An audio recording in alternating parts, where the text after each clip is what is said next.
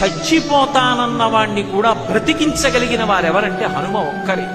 అందుకే ఏలినాటి శని దోషంలో ఉన్నవాళ్ళు కూడా సుందరకాండలో 48వ సర్గ పారాయణ చేస్తారు. హనుమ ఇంద్రజిత్తుతో యుద్ధం చేసినటువంటి సర్గ అది పారాయణ చేస్తే ఏలినాటి శని దోషం ఉపశమిస్తుంది అంటారు మహానుభావుడు.